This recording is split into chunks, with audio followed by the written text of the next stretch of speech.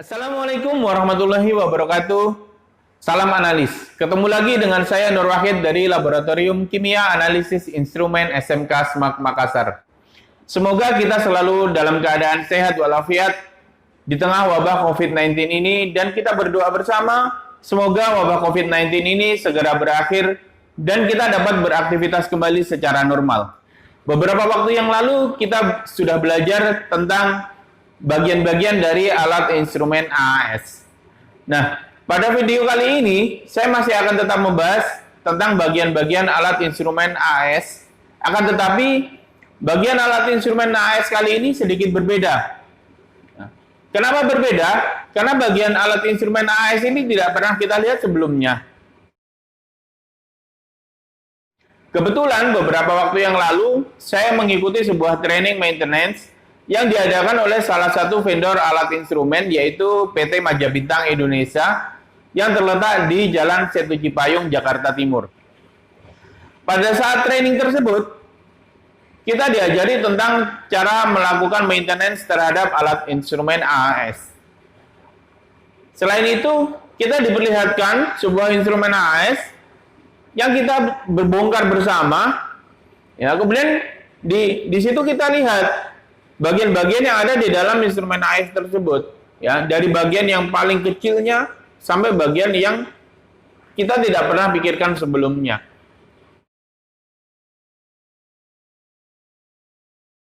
Nah, kali ini saya akan menunjukkan tentang apa saja sih bagian-bagian tersebut.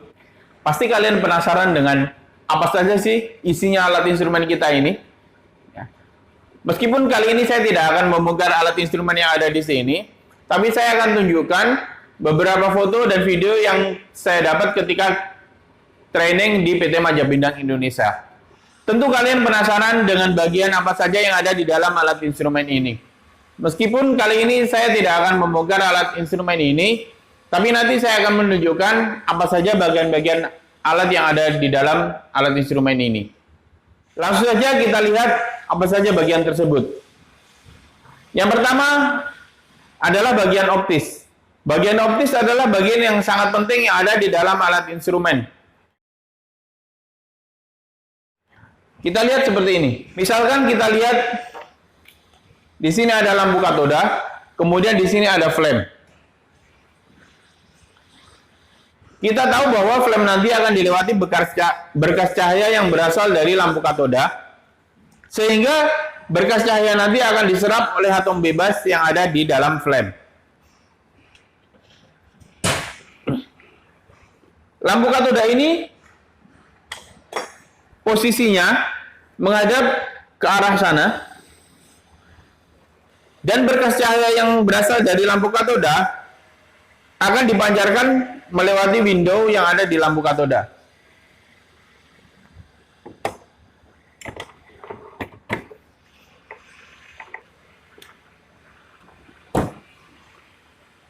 Keluar dari window, berkas cahaya nanti akan ditangkap oleh bagian optis pertama yang namanya source mirror. Source mirror ini berfungsi untuk menangkap berkas cahaya yang berasal dari lampu katoda, kemudian membelokkan ke arah bagian optik yang selanjutnya.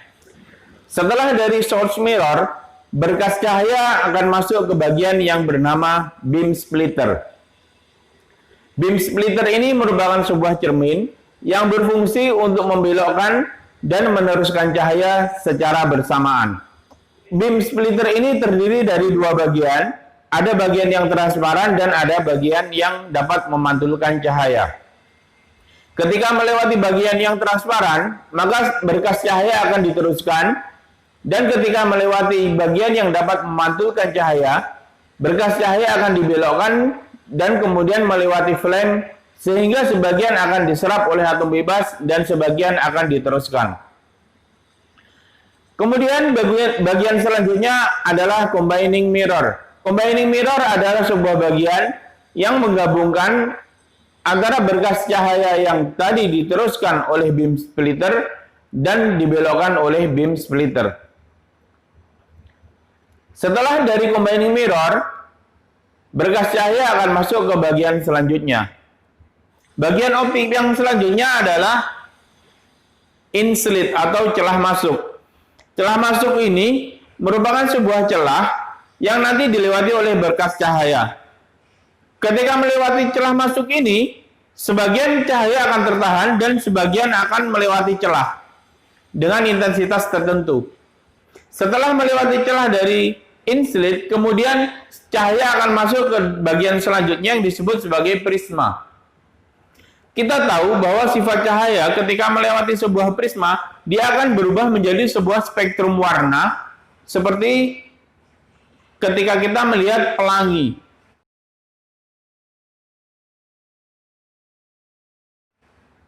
Nah, jadi di dalam alat instrumen ini nanti akan ada pelangi. Jadi selama ini pelangi yang ada di matamu itu sebenarnya juga ada di dalam alat instrumen ini. Nah, pelangi yang keluar dari prisma atau spektrum warna yang keluar dari prisma ini nanti kemudian ditangkap oleh diffraction grating atau kisi difraksi. Kisi difraksi ini berfungsi untuk menangkap spektrum warna yang berasal dari prisma, kemudian membaginya berdasarkan panjang gelombang sesuai dengan spektrum warna masing-masing. Nah, panjang gelombang ini nanti akan dipilih salah satu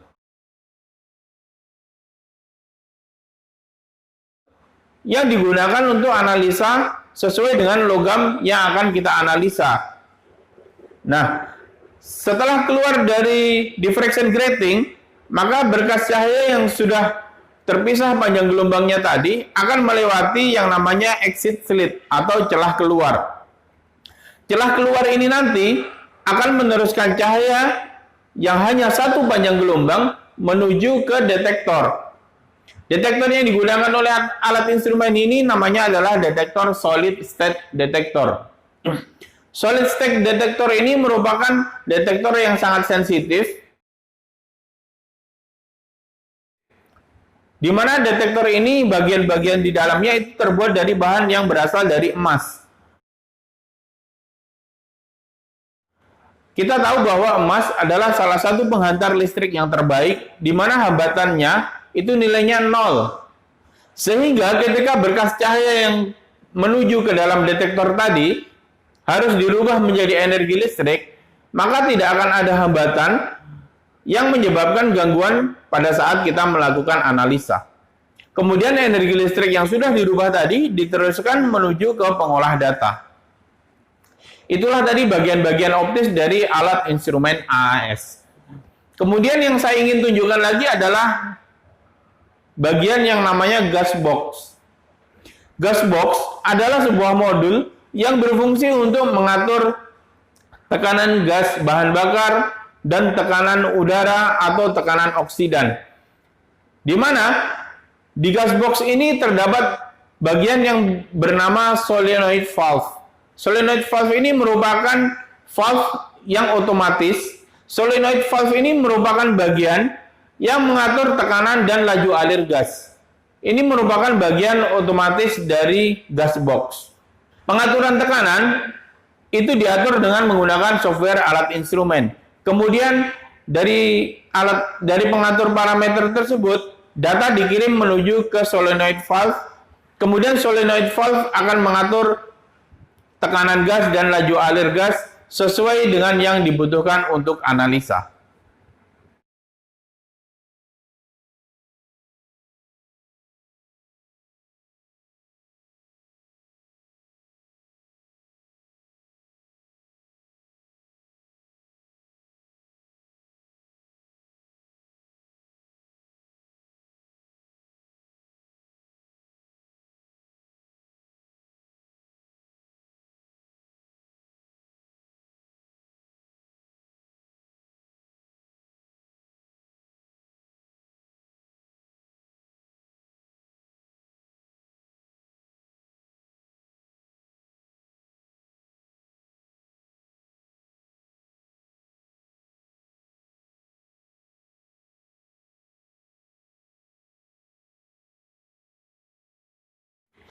Itulah tadi bagian-bagian yang penting yang ada di dalam instrumen AAS yang selama ini tidak pernah kita lihat sebelumnya Dan ketika kita ingin melihatnya, kita harus membongkar instrumen AS kita.